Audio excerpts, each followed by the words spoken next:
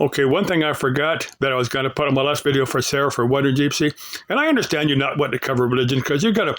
If you started getting into religion, you'd piss a few people off. You'd make some people happy and piss people off. So, but you're certainly free to join me in calling yourself spiritual and not religious.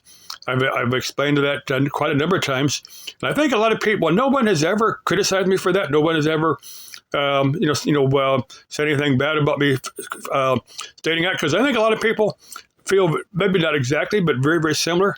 Now, what spiritual, not religious means I believe in a supreme being, my image of that supreme being. I call the creative life force of the cosmos.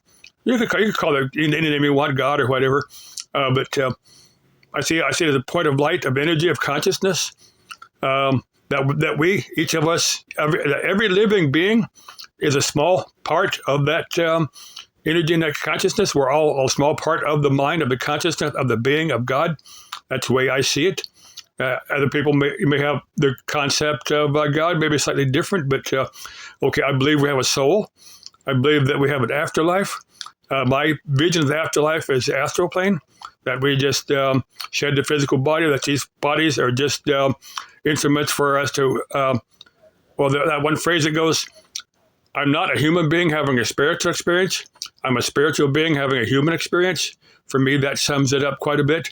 That kind of explains a few things. Now, Sarah, you're certainly free to state that.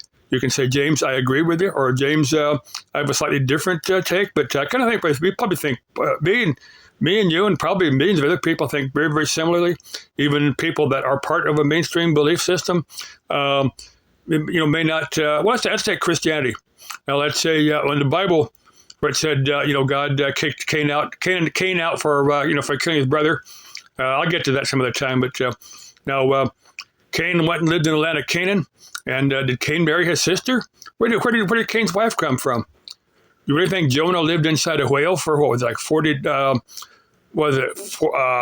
days or whatever? I don't know, but there's a bunch of stuff in the Bible that doesn't make a lot of sense. But I guess that's acceptable. But the other religions have the same thing.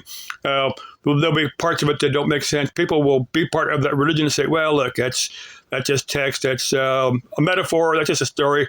That didn't really happen. I think a lot of people kind of think the same way. And they probably think along the same way I do, but just don't quite call themselves spiritual and non-religious.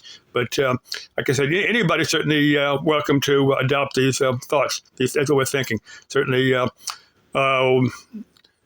But if you start talking about religion, you may have a different belief, and you may piss people off. That's what talking about religion does to some people. But I find religious beliefs interesting, whatever they are.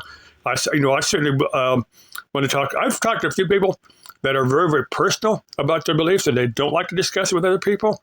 And there've been a few people that I could tell I was trying to make them uncomfortable. So I said, well, let's just talk about something else. Let's see what else we got to cover. Oh, I don't know. I'll say it for the next video. Love you. Bye-bye.